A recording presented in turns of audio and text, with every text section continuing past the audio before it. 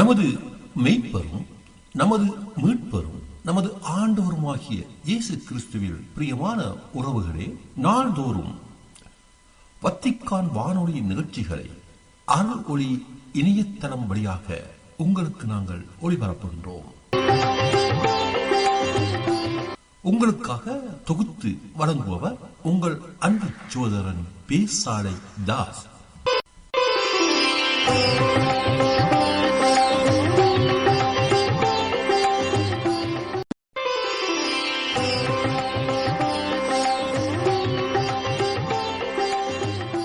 லவ்தேத்து இயேசுஸ் கிறிஸ்துஸ்.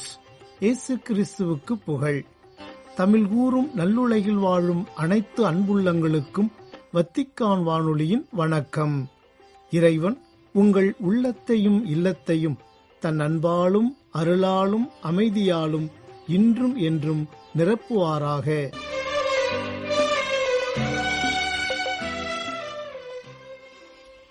அன்பு நேயர்களே, வத்திக்கான் வானொலி இன்று உங்களுக்கு வழங்கவிருப்பவை: தடம் தந்த தகைமை, வாரம் ஓர் அலசல் மற்றும் செய்திகள்.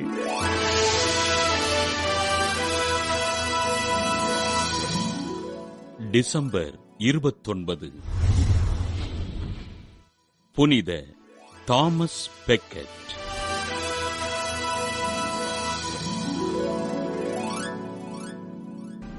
லண்டன் மாநகரில் வாழ்ந்த கில்பர்ட் பெக்கெட் பிரான்ஸ் மெட்டில்டா பெற்றோருக்கு கிபி 1118 டிசம்பர் 21 பிறந்தார். தாமஸ் பெக்கெட் மெர்டோன் துறவு மடத்தில் ஆரம்ப கல்வியினை கற்ற தாமஸ், கான்டர்பரி பேராயர் தியோபல்டின் உதவியின் பேரில் குடியேற்ற சட்டம் மற்றும் திருச்சபை சட்டத்தில் பட்டம் பெற்றார். தன் வாழ்வினை இறைவனுக்கு அர்ப்பணிக்க விரும்பிய தாமஸ் துறவற பயிற்சி பெற்று கிபி 1154 திருத்தொண்டராக அருட்பொழிவு பெற்றார். கிபி 1155 அரசர் 2ஆம் ஹென்ரியின் அரசவையில் முக்கிய பொறுப்பினை வகித்த திருத்தொண்டர் தாமஸ் பெக்கெட் கிபி 1162 குருவாகவும் அதற்கு அடுத்த நாள் கான்டர்பரி மறைமாவட்ட பேராயராகவும் அருட்பொழிவு செய்யப்பட்டார். அரசனால் அபகரிக்கப்பட்ட தன் மறைமாவட்ட சொத்துக்களை பெறுவதற்காக அரசரிடம் கோரிக்கை வைத்த பேராயர் தாமஸ், அரசன் ஹென்ரியின் நேர்மையற்ற ஆட்சியினை கடுமையாக எதிர்த்தார். அரசன் ஹென்ரியினால் தன் உயிருக்கு ஆபத்து என்பதை அறிந்து கொண்ட பேராயர் தாமஸ் கிபி 1164 பிரான்ஸ் நாட்டில் தஞ்சமடைய அரசர் 7ஆம் லூயிஸின் பாதுகாப்பில் வாழ்ந்தார். கிபி 1170 கான்டர்பரிக்கு திரும்பி தன் பணிகளை மேற்கொண்ட பேராயர் தாமஸ் பெக்கெட் கிபி 1170 டிசம்பர் 29 ஆலயத்தில் ஜெபித்துக் கொண்டிருந்த போது அரசன் ஹென்ரியால் படுகொலை செய்யப்பட்டார்.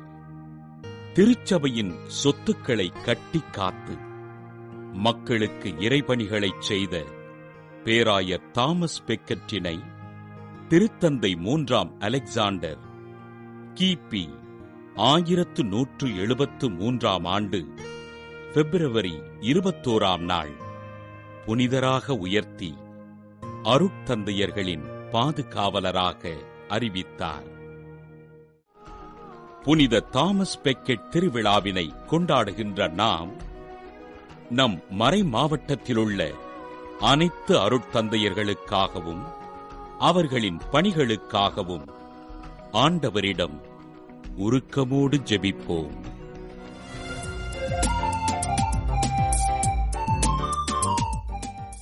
வாரம் ஓர் அலசல். இன்றைய சிறப்பு நாள். கிறிஸ்மஸ் தாத்தா வந்திருக்கேன், நான் வந்திருக்கேன். கிறிஸ்து பிறந்த வாழ்த்தை சொல்ல வந்திருக்கேன், நான் வந்திருக்கேன். கிறிஸ்மஸ் தாத்தா வந்திருக்கேன், நான் வந்திருக்கேன். கிறிஸ்து பிறந்த வாழ்த்தை சொல்ல வந்திருக்கேன், நான் வந்திருக்கேன். ஹாப்பி கிறிஸ்மஸ் வாழ்த்துக்கள், மேரி கிறிஸ்மஸ் வாழ்த்துக்கள், ஹாப்பி கிறிஸ்மஸ் வாழ்த்துக்கள், மேரி கிறிஸ்மஸ் வாழ்த்துக்கள். ஆடி பாடியே ஆசை ஆசையா உங்களிடம் வந்திருக்கேன். கிறிஸ்மஸ் தாத்தா, கிறிஸ்மஸ் தாத்தா. அனைவருக்கும் வணக்கம். வாரம் ஒரு அலசலில் இன்று நாம் பார்க்கக்கூடிய தலைப்பு கிறிஸ்மஸ் தாத்தா. கிறிஸ்மஸ் தாத்தா நம்பிக்கையின் நிழற்குடை. கிறிஸ்மஸ் தாத்தா யார்? கிறிஸ்மஸ் தாத்தா என்பது ஒரு கற்பனை நபர் அல்ல. கருணை, கரிசனம், தியாகம், பகிரும் மனம், துயரை ஆற்றும் சக்தி இவற்றின் உருவகமாக நிற்பவர். கிறிஸ்மஸ் தாத்தா என்பவர் ஒரு வயதான மனிதன் மட்டுமல்ல, மனித மனதின் உள்ளார்ந்த அன்பின் உருவம். அவர் நமக்குள் மறைந்திருக்கும் நல்லதை செய்யும் சக்தியை விழிப்பூட்டுகிறார்.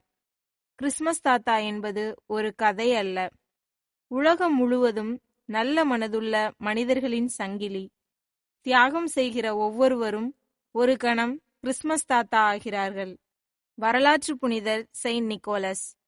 4ஆம் நூற்றாண்டில் துருக்கியில் வாழ்ந்த மைரா என்ற ஊரைச் சேர்ந்த ஆயர் செயின்ட் நிக்கோலஸ். அவரது வாழ்க்கையின் ஒவ்வொரு பகுதியும் நான் பெற்றதை நான் மட்டுமே அனுபவிக்க கூடாது, மற்றவருக்கு நம்பிக்கையாக வேண்டும் என்ற உயர்ந்த சிந்தனையில் அர்ப்பணிக்கப்பட்டிருந்தது. ஒரு ஏழை தந்தைக்கு 3 மகள்கள். திருமணத்திற்கு தேவையான வசதி இல்லை. அவர்களின் நெருக்கடியைக் கண்டு செயின்ட் நிக்கோலஸ் இரவு நேரத்தில் யாரும் காணாமல் அந்த வீட்டு ஜன்னல் வழியாக தங்க நாணயங்களை வீசி அவர்களின் வாழ்க்கையில் ஒளி ஏற்றினார். இந்த மறைவான அன்பு செயல்தான் பின்னாளில் உலகினால் கிறிஸ்மஸ் தாத்தா என அழைக்கப்பட்டார். கிறிஸ்மஸ் தாத்தா பரிசு கொடுப்பது என்பது பொருளை வழங்குவது அல்ல, உணர்ச்சியை வழங்குவது, நம்பிக்கையை விதைப்பது, உறவுகளை இணைப்பது, சிறு குழந்தையின் முகத்தில் சிரிப்பை ஏற்படுத்துவது. அவர் தரும் பரிசின் பின்னே காணப்படும் தத்துவம், அன்பு என்பது செலவில்லாத செல்வம். நீ பகிரும்போதுதான் வாழ்வு முழுமை பெறுகிறது. நல்லது செய்யும் வாய்ப்பு கிடைத்தால் தாமதிக்க வேண்டாம். நம்பிக்கையை உடையாக்கு, அப்பொழுது உலகம் அழகாகும். கிறிஸ்மஸ் தாத்தாவின் உண்மையான பரிசு மனதின் சுத்தம். அவர் சொல்வது, அன்பு கொடு. அன்பு 2 மடங்கு திரும்பும். சிறு உதவி கூட ஒருவரின் வாழ்வை மாற்றும். கிறிஸ்மஸ் தாத்தா அதற்கு ஒரு சாட்சியம்.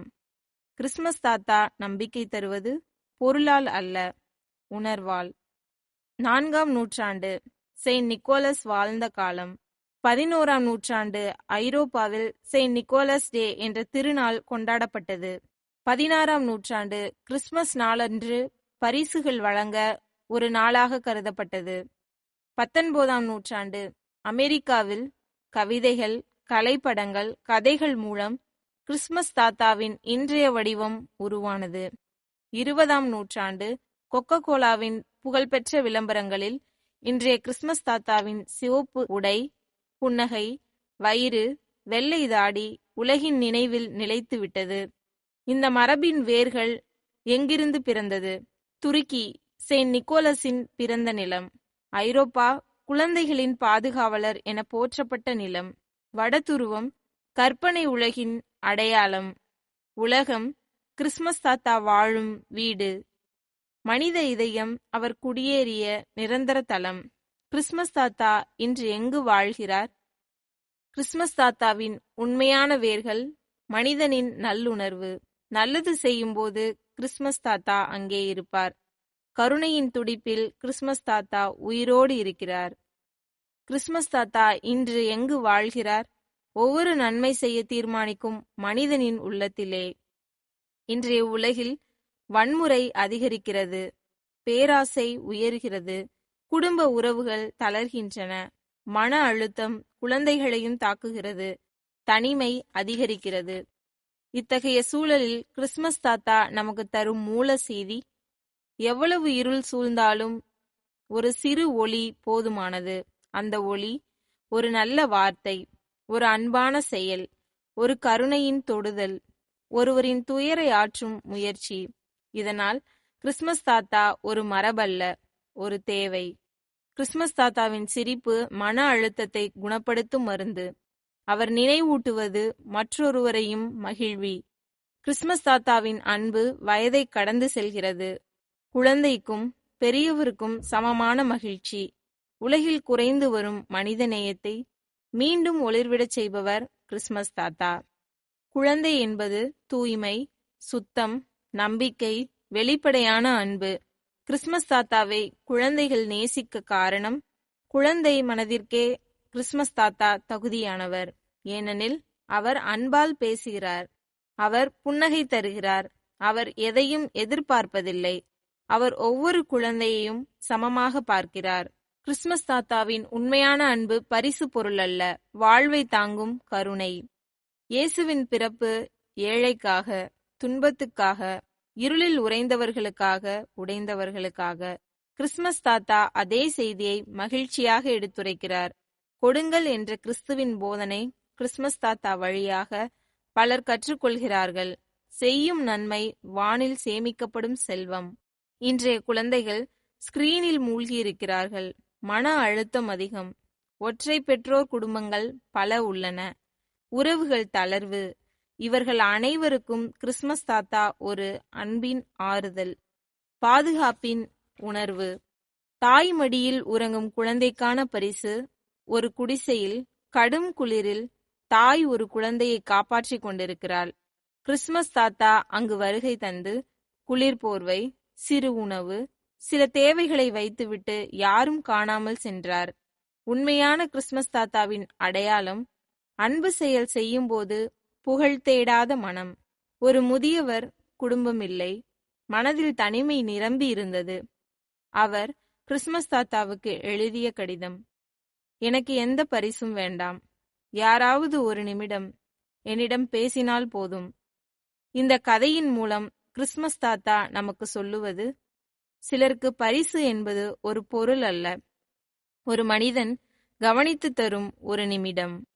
ஒரு குடும்பத்தில் உணவு கூட இல்லாத நிலையில் பரிசு அல்ல, வாழ்வின் அடிப்படை தேவைகள் தேவைப்பட்டன. கிறிஸ்மஸ் தாத்தா அந்த குடும்பத்துக்கு நாட்களுக்கு போதுமான தேவைகள் தந்து கிறிஸ்மஸை வாழ்வாக்கினார். இந்த கதைகள் சொல்வது ஒன்றே: அன்பு எங்கு இருக்கின்றதோ அங்கு கிறிஸ்மஸ். பெயரில்லாமல் உதவி செய்பவர்கள் உண்மையான கிறிஸ்மஸ் தாத்தா. புகழ் தேடாமல் துயரை துடைக்கும் கைகள் கிறிஸ்மஸ் தாத்தாவின் கைகள். நாமும் கிறிஸ்மஸ் தாத்தா ஆக வேண்டுமெனில் சிவப்பு உடை தேவையில்லை, மான்வண்டி தேவையில்லை, வடதுருவம் தேவையில்லை. தேவையானது அன்பு, புன்னகை, கருணை, பகிர்வு, மனிதநேயம். ஒரு நாள் ஒருவரின் இதயத்தில் ஒளியேற்ற முடிந்தால், அவரது இருளை துடைக்க முடிந்தால், அன்றே நாமும் கிறிஸ்மஸ் தாத்தா. நன்றி, வணக்கம்.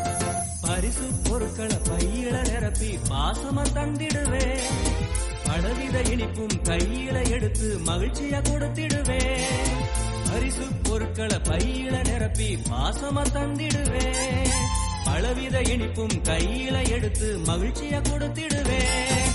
பெரிய மனுஷங்களை பேர குழந்தைகளை எல்லோரும் ஓடி வாங்க, பெரிய மனுஷங்களை பேர குழந்தைகளை எல்லோரும் ஓடி வாங்க. பாட்டு பாடியே ஆட்டமாடவே என்னோட சேர்ந்துக்கங்க. கிறிஸ்மஸ் தாத்தா, கிறிஸ்மஸ் தாத்தா வந்திருக்கேன், நான் வந்திருக்கேன். கிறிஸ்து பிறந்த வாழ்த்தை சொல்ல வந்திருக்கேன், நான் வந்திருக்கேன். கிறிஸ்மஸ் தாத்தா, கிறிஸ்மஸ் தாத்தா வந்திருக்கேன், நான் வந்திருக்கேன். கிறிஸ்து பிறந்த வாழ்த்தை சொல்ல வந்திருக்கேன், நான் வந்திருக்கேன். ஹாப்பி கிறிஸ்மஸ் வாழ்த்துக்கள், மேரி கிறிஸ்மஸ் வாழ்த்துக்கள், ஹாப்பி கிறிஸ்மஸ் வாழ்த்துக்கள், மேரி. அன்பு நேயர்களே, இந்நேரம் வரை நீங்கள் கேட்டு மகிழ்ந்தது வாரம் ஓர் அலசல், இன்றைய சிறப்பு நாள்.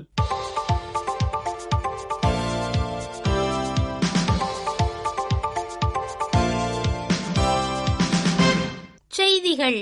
தனது மனைவியையும் குழந்தையையும் பாதுகாப்பாக அழைத்துச் சென்றதன் வழியாக கடவுளுடைய திருவுளத்திற்கு கீழ்ப்படிந்த புனித யோசேப்பின் செயல் மீட்பின் முக்கியத்துவத்தை வெளிப்படுத்தியது என்றும் உலகம் முழுவதற்கும் ஒளியை கொண்டு வரும் பொருட்டு எகிப்தில் திருக்குடும்பத்தின் அன்பின் சுடர் வளர்ந்து வலிமை பெற்றது என்றும் கூறினார் திருத்தந்தை 14ஆம் லியோ.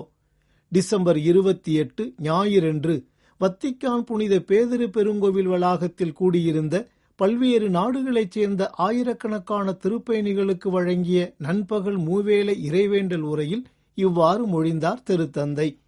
எகிப்துக்கு தப்பி ஓடும் திருக்குடும்பத்தின் செயல் இன்று சோதனைகளை எதிர்கொள்ளும் குடும்பங்களுக்கு நம்பிக்கையின் வலிமையை வழங்குகிறது என்று குறிப்பிட்ட திருத்தந்தை, இதற்கு நேர்மாறாக திருக்குடும்பம் அச்சம், பேராசை மற்றும் கொடுங்கோன்மை ஆகியவற்றால் குறிக்கப்பட்ட உலகத்திற்கு அன்பு, பணிவு மற்றும் தற்கையளிப்பு உள்ளிட்ட உயர் விழுமியங்களை கொடுக்கிறது என்றும் எடுத்துரைத்தார்.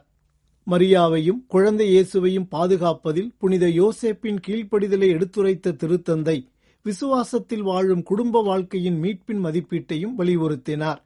எகிப்திற்கு, அதாவது ஆபத்திலிருந்து வெகு தொலைவில் சென்ற திருக்குடும்பம் குடும்ப அன்பின் சுடர் பாதுகாக்கப்பட்டு பலப்படுத்தப்பட்டு முழு உலகிற்கும் ஒளியின் ஆதாரமாக மாறியது என்றும் சுட்டிக்காட்டினார் திருத்தந்தை.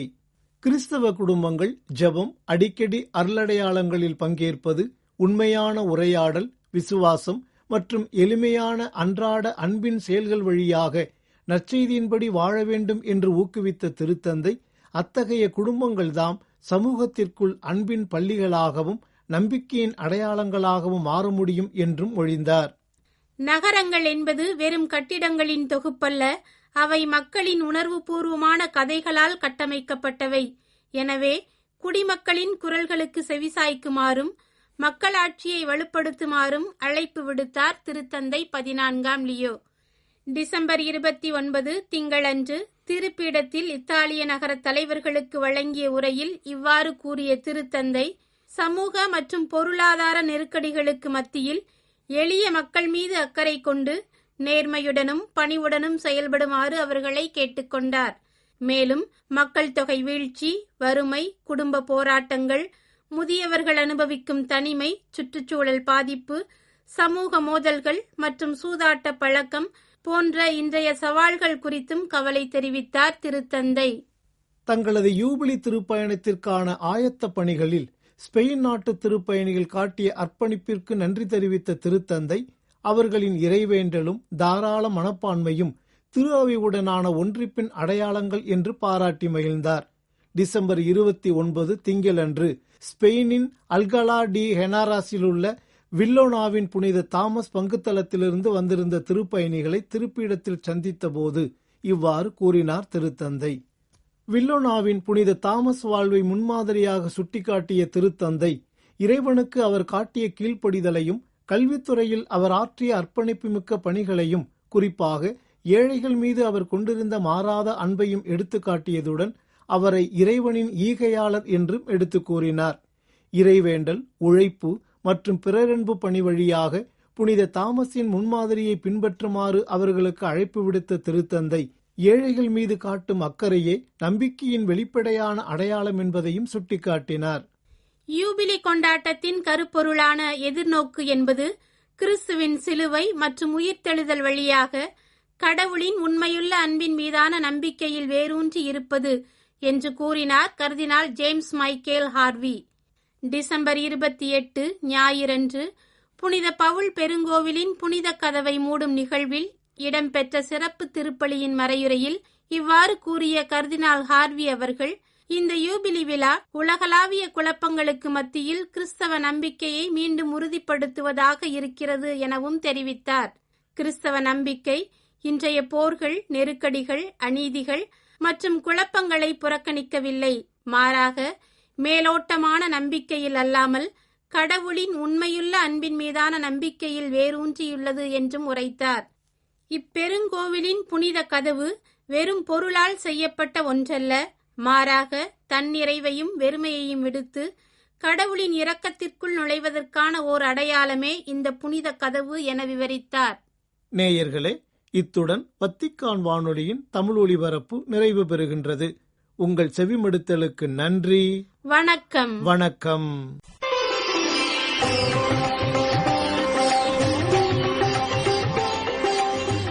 இதுவரையில் நீங்கள் செவியுற்றது வத்திக்கான் வானொலியின் இன்றைய நிகழ்ச்சிகள். மீண்டும் மற்றும் ஒரு வத்திக்கான் வானொலி நிகழ்ச்சியில் உங்கள் அனைவரையும் சந்திக்கும் வரை அன்பு விடைபெற்றுச் செல்வது உங்கள் அன்பின் பேசாலை தாஸ்.